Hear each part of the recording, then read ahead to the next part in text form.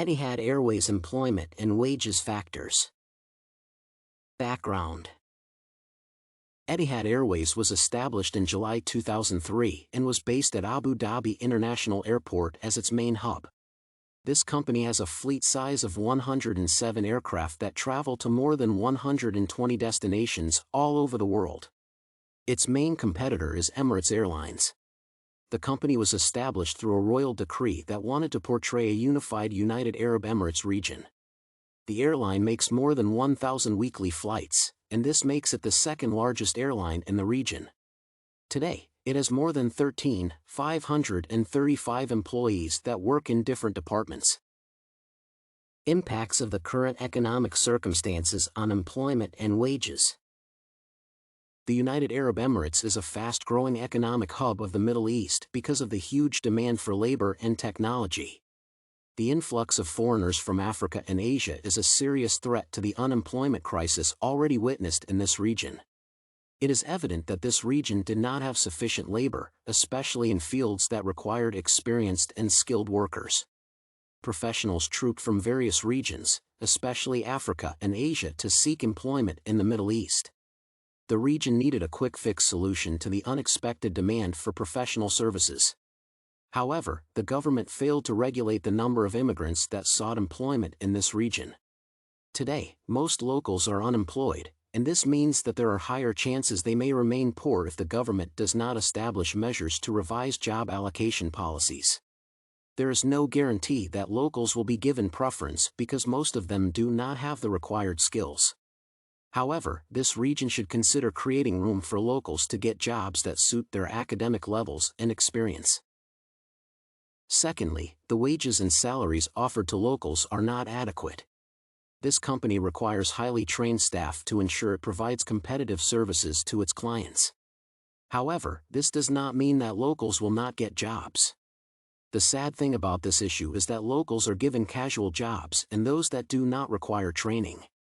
Consequently, their salaries are low because their job groups cannot qualify them to earn a high income. Manual jobs are underpaid because people believe that they have little academic knowledge, and nobody can do them. Etihad Airways operates beyond the borders of the United Arab Emirates, and this means that its staff must have a broad knowledge of international issues.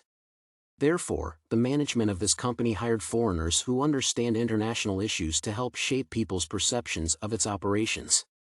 This company believed that it should not be perceived to be an Arab-only service provider. Therefore, it was necessary to recruit foreigners to improve its public image. Thirdly, there is a unique twist in the employment sector in the UAE. Most multinational companies like Etihad Airways have realized the need to employ locals in their top management positions. This decision was influenced by the desire to create a home look and attract locals who travel overseas for business and academic duties. The situation created opportunities for locals to get employed in different positions like pilots and flight attendants. It is true that most locals do not use English, but communicate using Arabic.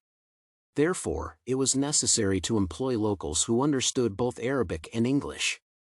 The language barrier is a serious factor that hampers the success of businesses in the United Arab Emirates. Therefore, foreigners and locals have different employment opportunities in this company. Moreover, the practice of Emiratization has been perceived wrongly by foreigners who control a significant part of the economy. The government established this policy to ensure locals got employed in various public and private companies. The leadership of this region realized that most of its staff was foreigners, and this posed a serious threat to the future of its economy. Therefore, they established Emiratization, which is a process of encouraging locals to seek employment in all sectors. In addition, it compelled foreigners to employ locals regardless of their academic qualifications or work experience. The practice has been perceived as an evil way of pushing foreigners out of business in this region. Therefore, most foreigners are not sure if their businesses will be there in the future. The locals that control most sectors do not pay attention to international standards regarding salaries and work environments. Some foreigners believe that Emiratization targeted them, and thus they do not think that there is hope for a better future in this region. Lastly, America's attack on Iran and other Arab nations has created enmity between locals and foreigners. Most locals believe that all foreigners are Americans and are in their land to deplete resources. This perception has been advanced by ideological differences in politics and affected the relationships between locals and foreigners. In addition, the campaigns to discourage people from using sources of energy that pollute the environment have lowered the demand for oil and its products. Depletion of petroleum deposits increases the demand for the few available employment opportunities. Foreigners repatriate profits to their countries, and this means that there are fewer investments and few new job opportunities.